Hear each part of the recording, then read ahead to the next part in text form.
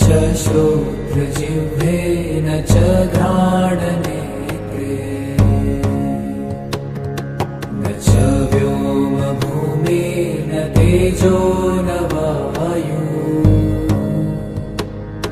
चिदानन्दरूप शिवोऽहं शिवोऽहम्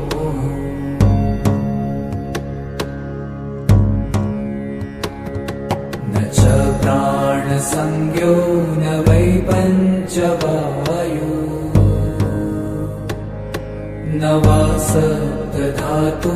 न वा पञ्चकोश न वा पाणिपादं न चोपस्थपायु चिदानन्दरूप शिवोऽहं शिवोऽहम्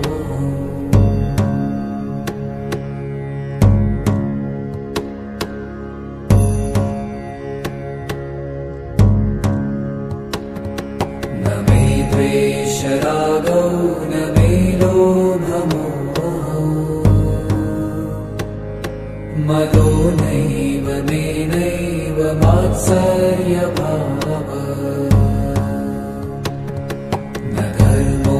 न चार्थो न कामो न मोक्षः चिदानन्दरूप शिवोऽहं शिवोऽहम्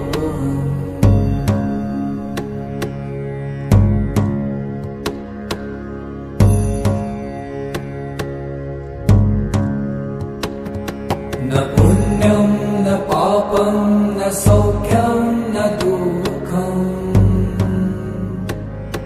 न मन्त्रो न तीर्थं न वेदा न यज्ञः अहं भोजनं नैव भोजं न भोक्ता चिदानन्दरूप शिवोऽहं शिवोऽहम्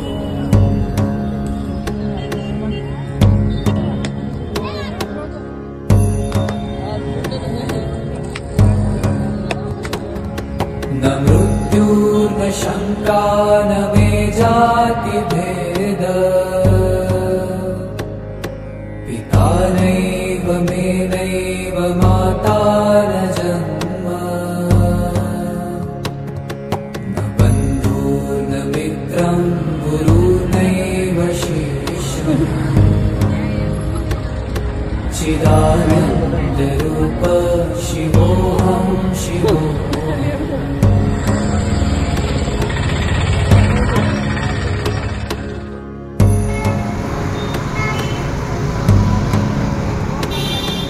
अहं निर्विकल्पो निराकारो भूत्वा च सर्वत्र सर्वेन्द्रियाणां न चासङ्गतं नैव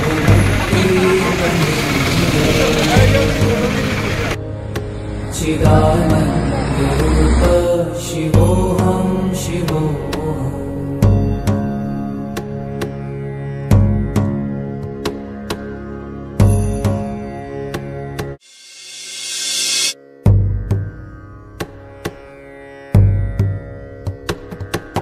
मनोबुद्धि अहङ्कार चित्तानि नाहम् न च श्रोत्रजिह्वे न च घ्राणनेत्रे न च व्योमभूमि न तेजो न वायु चिदानन्दरूप शिवोऽहं शिवोऽहम्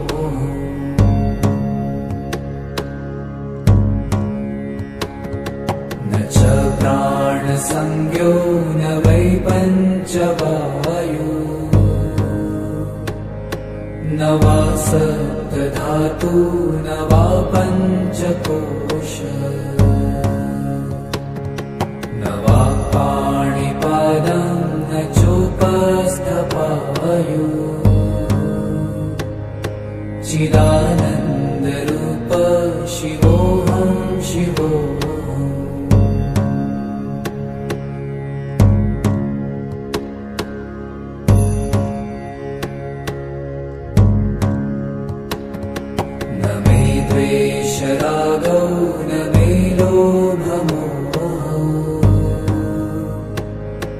मदो नैव मे नैव मात्सर्यभाव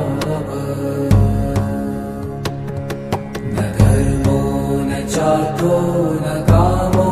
न मोक्ष चिदानन्दरूप शिवोऽहं शिवोऽहम्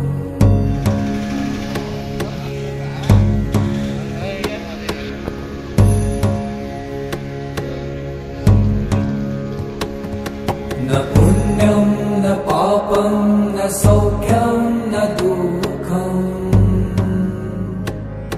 न मन्त्रो न तीर्थं न वेदा न यज्ञा अहं भोजनं नैव भोजं न भोक्ता चिदानन्दरूप शिवोऽहं शिवो